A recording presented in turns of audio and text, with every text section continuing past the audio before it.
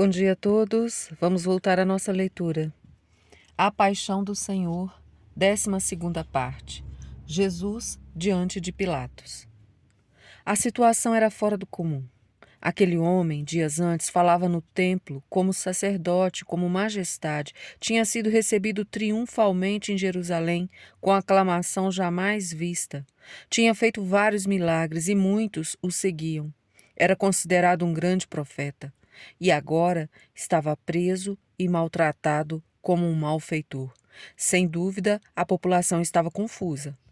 E esse foi o assunto principal da cidade. Todos queriam presenciar um acontecimento tão incomum. E é provável que Pilatos tenha recebido a notícia na noite anterior e, como homem prudente, estaria se preparando para tratar do caso. Os sacerdotes chegaram à praça do pretório e subiram ao pórtico por uma escadaria, mas não entraram no pretório, para não se contaminarem e poderem comer a Páscoa. Os sacerdotes ficaram impuros por pisarem no pretório. Ficariam impuros por pisarem no pretório. No entanto, não se consideravam manchados por entregar Jesus à morte. Portanto, ficaram do lado de fora e entregaram o Senhor aos oficiais romanos para que o levassem ao governador. Desculpando-se por motivos religiosos por não terem entrado, pediam a confirmação e a execução da sentença de morte, pois o caso era tão grave que tinham vindo pessoalmente. Jesus compareceu diante do governador. Pilatos inclinou-se a seu favor, pois percebeu que os sacerdotes estavam com má intenção e que não entrar no pretório era uma pura hipocrisia.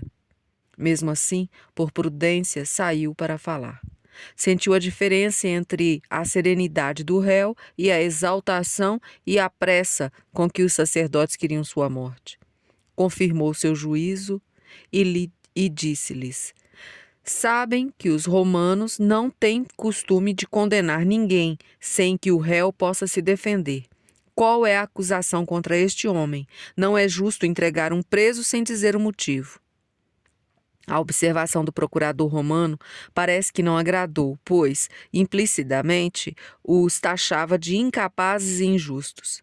Aborrecidos pela ressalva, exaltados e cheios de soberba, disseram: se ele não fosse um malfeitor público, nós, que somos sacerdotes e escribas, não o entregaríamos em suas mãos. Basta que estejamos aqui para que não tenha desconfiança da nossa retidão.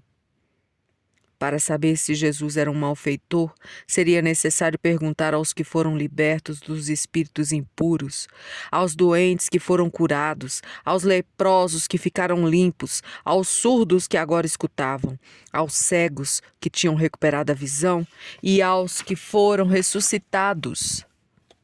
Caso Pilatos tivesse mais informação, saberia que na realidade Jesus era um benfeitor do povo.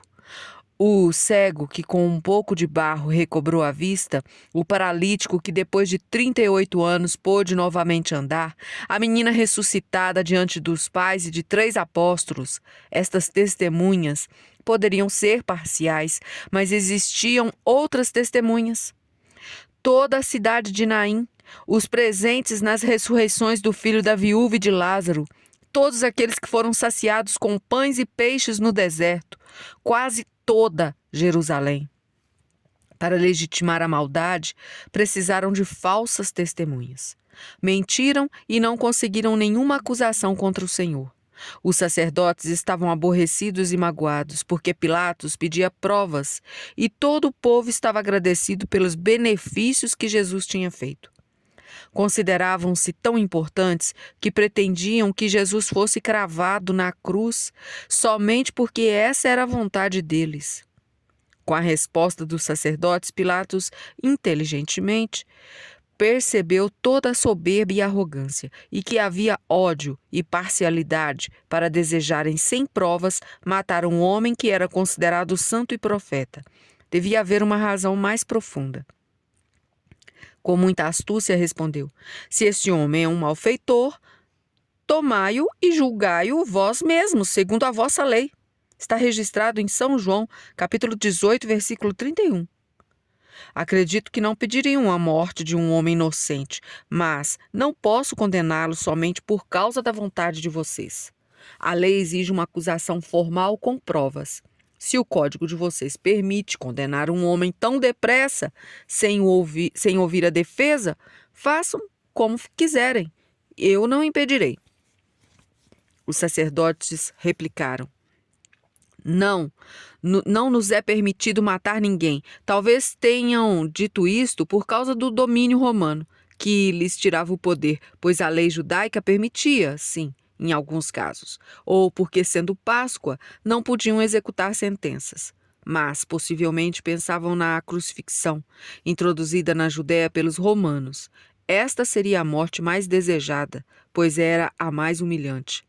Com isso queriam dizer: os delitos desse homem não são atrozes, que não é suficiente castigá-lo com uma morte simples. Os delitos desse homem são tão atrozes que não é suficiente castigá-lo com uma morte simples. Merece a crucifixão. E se houvesse uma mais dura, essa seria a forma. Nós não podemos crucificá-lo, por isso apelamos ao governador. Assim, se cumpria a palavra com a qual Jesus indicou de que gênero de morte havia de morrer: crucificado pelas mãos dos gentios na Páscoa. Vendo que Pilatos queria uma acusação formal, deram-lhe uma. Encontramos esse homem insurgindo o povo a não pagar o tributo a César e proclamando-se rei. Acusavam de incitar o povo, que proibia o pagamento a Roma, pois o povo eleito não devia subordinação ao imperador pagão e, por fim, que se proclamava rei. Sabiam que toda a acusação era uma mentira. Como podia promover uma revolta quem nunca participou de reuniões secretas, falava abertamente no templo e nas sinagogas, onde dizia exatamente o oposto, que obedecessem aos fariseus e escribas, pois estes ocupavam o lugar de Moisés. Quando foi preso, estava rezando. Em relação aos impostos, quando foi perguntado se era lícito pagar, respondeu: dai a César o que é de César e a Deus o que é de Deus. Os próprios publicanos eram testemunhas de que ele mesmo pagava os impostos. Está registrado em São Mateus, capítulo 17, versículo 26. Quanto ao se fazer rei, podemos lembrar que Jesus, percebendo que queriam arrebatá-lo e fazê-lo rei, tornou a retirar-se sozinho para o monte. Está registrado em São João, capítulo 6, versículo 15. Os sacerdotes pretendiam ocultar o verdadeiro motivo, pois, se proclamar filho de Deus perante um gentio não seria pretexto para levá-lo à morte. Então o acusaram usando um motivo que preocuparia mais o governador: estar contra César e os impostos.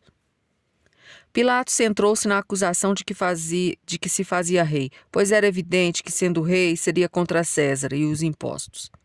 Temendo desordem dos populares, por prudência, entrou no pretório para examinar Jesus. Pilatos era gentio, mas vivia há alguns anos em Jerusalém. Conhecia a fama de Jesus e tinha ouvido falar sobre a espera de um Messias que seria rei. Pensando em um reino terreno, chamou-o à sua presença e perguntou: tu és o rei dos judeus? Os 4 evangelhos concordam que esta foi a primeira pergunta. O Senhor, que não estava presente quando Pilatos conversou com os sacerdotes, disse: dizes isso por ti mesmo ou foram outros que tu disseram de mim? Mostrava que sabia de onde vinha e o veneno, embora os autores estivessem escondidos. Pilatos percebeu pelas palavras que tinha sido influenciado pelos sacerdotes e, para desfazer a impressão, indagou: por acaso sou judeu para me preocupar com o Messias? Pergunto não por me importar, mas porque eu sou o juiz e esta foi a acusação contra você. Os seus compatriotas, sacerdotes e doutores da lei o entregaram. O que você fez? Se faz rei sem o ser, ou é rei e eles não o aceitam? Que tinha feito? O Senhor poderia ter respondido extensamente em sua defesa, mas foram feitas 2 perguntas: se era rei e o que tinha cometido para os sacerdotes o entregarem. Jesus respondeu: meu reino não é deste mundo. Quando diz reino, não se refere apenas ao paraíso, mas também a todos os fiéis do mundo que formam a igreja. Por isso, não diz: o meu reino não está neste mundo, porque na verdade está. Meu reino não é terreno, nem temporal, mas do céu, de onde desci para unir com a terra por meio das minhas palavras e obras, por meio da fé. Vim para resgatá-lo do mal com a minha morte, santificá-lo com os sacramentos, lavá-lo com meu sangue, torná-lo belo com a minha graça, dar-lhe vida com meu espírito. Não é deste mundo, porque não consiste em bens mundanos, mas em vida e salvação eterna. O Senhor continuou para tentar tirar Pilatos e os sacerdotes do erro. O seu reino é que é deste mundo, e eu não vou tirá-lo, mas desejo lhe dar o reino eterno. Eu asseguro que nenhum rei deve temer o meu reino, porque se meu reino fosse deste mundo, os meus súbditos certamente teriam pelejado para que eu não fosse entregue aos judeus. Está registrado em São João, capítulo 18, versículo 36. Estou tão longe destas coisas que adverti um dos discípulos para que guardasse a espada. Não, o meu reino não é deste mundo. Pilatos ficou mais calmo, pois embora o Senhor tenha dito 3 vezes que era rei e tinha reino, deixou claro que não era daqui e que não estava conspirando contra César. Perguntou-lhe então Pilatos: És, portanto, rei? Respondeu Jesus: Sim, eu sou rei. E respondendo à segunda pergunta, disse: É para dar testemunho da verdade que eu nasci e vim ao mundo. Todo o que é da verdade ouve a minha voz. Está registrado em São João, capítulo 18, versículo 37. Com esta resposta, mostrou a causa do ódio dos sacerdotes. Tinha dito a verdade e eles estavam muito longe dela. Pilatos perguntou: O que é verdade? Não esperou a resposta e saiu para encontrar com os sacerdotes. Estava convencido da inocência de Jesus. Escutou pessoalmente que ele não tinha reino e nem pretendia ter. Viu que não havia nenhum sinal de realeza. Sobre o outro mundo, não quis nem comentar com os sacerdotes. O tema, verdade, não o atraiu. O Senhor havia falado que somente dizia a verdade e os que a amam ouvem a sua voz. Com sua arrogante autoridade, disse com o menosprezo que é verdade. E imediatamente saiu sem esperar uma resposta. Estava satisfeito com o que tinha escutado e disse aos sacerdotes: Eu examinei esse homem e as acusações feitas e não encontrei motivo algum para condená-lo. Assim, testemunhava a inocência do Senhor e a injustiça das acusações. Percebendo que a situação estava se acalmando, imaginando que Jesus tinha falado do reino espiritual e convencido Pilatos, começaram a gritar: Ele diz que seu reino não é deste mundo, mas formou discípulos e espalhou seu ensinamento por toda a Judéia, até a Galiléia, chegando sua doutrina até aqui em Jerusalém. Talvez dissessem sobre Jerusalém, porque há poucos dias, na festa de Ramos, toda a cidade se tinha alvoroçado perguntando: Quem é este? Pilatos percebia que o assunto estava ficando muito confuso. Querendo se livrar logo de tudo isso, quando escutou a palavra Galiléia, logo perguntou se ele era galileu. E quando soube que era da jurisdição de Herodes, enviou-o a Herodes, pois justamente naqueles dias se achava em Jerusalém. Está registrado em São Lucas, capítulo 23, versículo 6 a 7. E na próxima leitura, vamos ouvir o que aconteceu. Jesus é levado a Herodes. A todos os senhores, salve Maria.